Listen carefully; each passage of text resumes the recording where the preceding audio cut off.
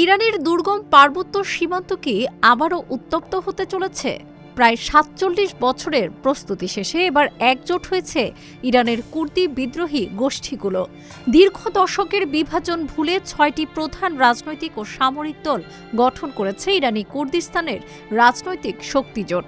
কিন্তু প্রশ্ন হলো, এই সময়ে কেন এই ঐক্য?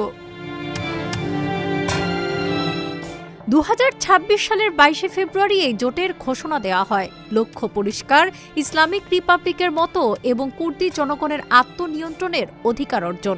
কুর্দি নেতা হানা ইয়াজদানবানা বলেছেন, তারা কয়েক দশক ধরে প্রস্তুতি নিচ্ছেন, তবে সরাসরি যুদ্ধে নামার আগে তাদের প্রধান বাধা এখন আকাশপথ। উন্নত ড্রোন আর ক্ষেপণাস্ত্রের যুগে শুধু কালাশনিকভ রাইফেল নিয়ে অগ্রসর হওয়াকে তারা আত্মঘাতী মনে করছেন।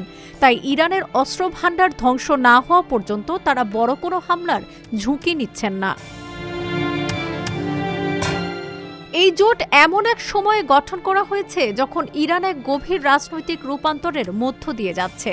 এর ভেতরে আন্তর্জাতিক সমীকরণও থাকতে পারে। সিআইএ এই বিদ্রোহে উস্কানি দিতে পারে এবং খোদ মার্কিন প্রেসিডেন্ট ডোনাল্ড ট্রাম্প কুর্দি নেতাদের সঙ্গে যোগাযোগ রাখছেন। অন্যদিকে ইরানের নির্বাসিত প্রিন্স রেজা পাহলভিকে একে বিচ্ছিন্নতাবাদ বলে সতর্ক করেছেন।